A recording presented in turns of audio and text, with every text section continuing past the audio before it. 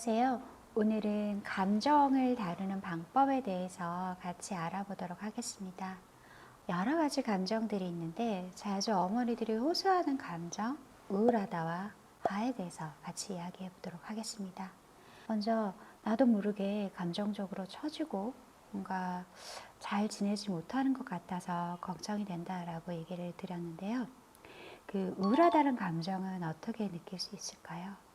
육아 후에 아이를 낳고 나서 육아 후유증으로 걱정하시는 분들도 계시고요. 또는 그냥 뭔가 감정적으로 처지기도 하고 기분이 뭔가 안 좋다. 예전에 알지 못했던 여러 가지 감정들을 느낀다라고 하기도 합니다. 내가 어떤 점에서 좀 우울하고 무기력한지 알 수가 없다라고 하는 분들도 계십니다.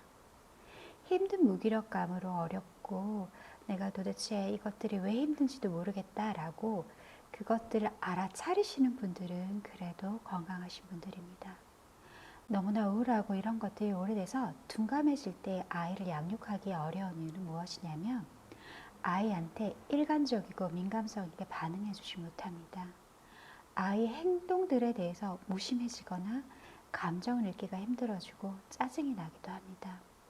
그래서 엄마들의 감정을 잘 다루는 것들이 필요합니다. 지금은 아이들을 산모들을 위해서 국가에서 상담 지원 프로그램들이 운영이 되기도 하고요. 또한 경제적으로 어려워서 상담실을 찾아가기 어렵다면 건강가정지원센터 같은 무료 상담 기관들을 검색해서 찾아가 보는 것들도 도움이 될 것입니다. 하지만 내가 아주 우울한지는 모르겠다. 근데 내가 어떻게 해야 될지 모르겠다 라고 한다면 저는 고립되기보다는 엄마들의 공동체를 좀 찾아보라고 합니다. 관계를 끊고 고립되다 보면 내 속내를 이야기하지 못할 때들이 많습니다. 우울하고 지칠 때는 어떻게 해야 될까요? 먼저 햇빛을 좀 보는 것들을 추천드립니다. 햇빛에는 세로토닌이 있는데요. 내가 좀 더 힘을 낼 수 있는 에너지를 받을 수 있습니다. 혹시라도 내가 나의 체력이 닿을 수 없는데 애를 쓰고 있다면 오히려 운동을 일주일에 한두 번이라도 나간다거나 내 시간을 남편과 상의하에 아이를 보는 대신에 나를 위한 시간들을 갖는 것들이 필요하기도 합니다.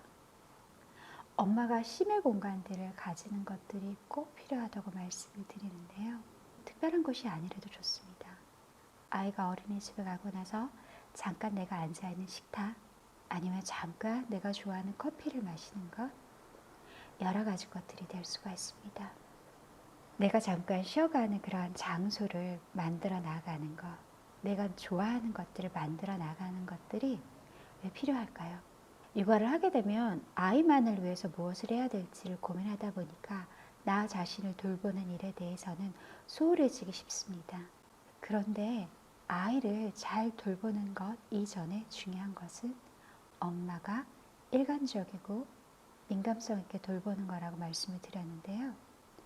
엄마의 감정가가 오르락내리락 한다면 어떨까요? 친절할 때는 아주 좋은 엄마인데 엄마가 원하지 않을 때는 화를 내거나 그냥 갑자기 축 처져 있다면 어떨까요? 아이가 안정적이고 적절한 환경을 갖지 못하게 됩니다. 심리학에서는 완벽한 엄마가 아니라 적절한 엄마가 충분한 엄마라고 얘기를 하는데요. 너무 애를 쓰다가 실제로 중요한 것들을 놓쳐버리게 되는 것은 아닌지를 살펴보는 것들이 필요합니다. 그래서 엄마 스스로가 쉬어가는 장소가 무엇인지를 살펴보세요. 그리고 화를 버럭버럭 내게 되는 엄마들이 있다라고 했는데 아마 대다수의 엄마들이 육아를 하다가 화를 내게 되는 경우들이 있을 거예요. 이럴 때는 나 자신을 좀 더 살펴봐야 됩니다. 내 감정을 우선은 난 이래서는 안 돼. 내가 이럴 때 화를 내서는 안 돼.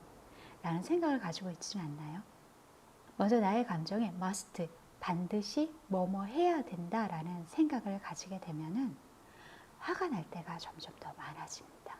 이런 생각들을 유연하게 바꿔보는 것들이 필요한데요. 여러 가지 감정이 들 때 먼저 내 감정을 살펴보고 그 감정에 이름을 붙여주세요. 이걸 감정의 명명화라고 합니다. 감정에 이름을 붙이는 것들이 왜 필요할까요? 감정이 왜 이렇게 소중할까요? 감정은 모티베이션, 어떤 것들의 동기가 될 때가 많은데요. 감정에 이름을 붙여서 내 감정이 어떤지를 알아보는 것들, 감정에 활력이 있는지, 기분이 좋은지, 나쁜지, 에너지가 있는지, 에너지가 없는지, 이렇게 내 감정을 살펴보고 또한 내 감정에 이름을 붙이게 되면 아, 내 감정이 이렇구나 라고 알아차리게 됩니다. 그러면 내 감정을 조절할 수가 있게 됩니다. 감정을 조절한다는 것은 내가 감정을 어떻게 해야 될지를 보는 건데요. 너무 화가 난다면 아까 전에 조금 쉬어가는 페이지가 필요할 수도 있다라고 말씀을 드렸고요. 또한 잠깐 심호흡을 할 수도 있습니다. 그리고 너무 그 감정에 몰두되어 있다면 주의 돌리기 전략을 통해서 잠깐 다른 생각을 하는 것들도 필요합니다. 그래서 그 감정이 기쁨인지 슬픔인지 두려움인지 공포인지 여러 가지 것들에 대해서 살펴보는 것들이 필요합니다. 여러분들이 내 감정 저는 잘 모르겠어요. 그냥 그래요. 그냥 보통이에요. 이렇게 말할 때들이 있을 거예요. 내 감정을 잘 모르겠다면 감정 사전을 찾아보는 것들이 필요한데요. 여러분들이 전문가가 아니기 때문에 감정에 대해서 잘 모르신다면 인터넷으로 감정 사전 이렇게 찾아보셔도 좋습니다. 그래서 엄마가 나의 감정을 잘 알아보게 되면 아이의 감정도 잘 읽어줄 수 있을 거예요. 오늘은 감정에 대해서 함께 다뤄보는 시간을 가졌는데요. 가장 중요한 거 다 잊어버리셨다라고 하더라도 먼저 감정에 이름을 붙이는 것들을 같이 해보도록 하세요. 그리고 나의 감정을 수용해보는 경험들을 통해서 여러분 스스로 아이와 엄마가 잘 자라는 시간들을 만져볼 수 있을 것입니다. 다음 이 시간에는 저희가 엄마의 자존감, 아이의 자존감에 대해서 같이 살펴볼 거예요. 자존감이 무엇인지, 자존감을 잘 다루는 방법들은 무엇인지에 대해서 함께 살펴보는 시간들을 가지도록 하겠습니다. 지금까지 잘 들어주셔서 감사합니다.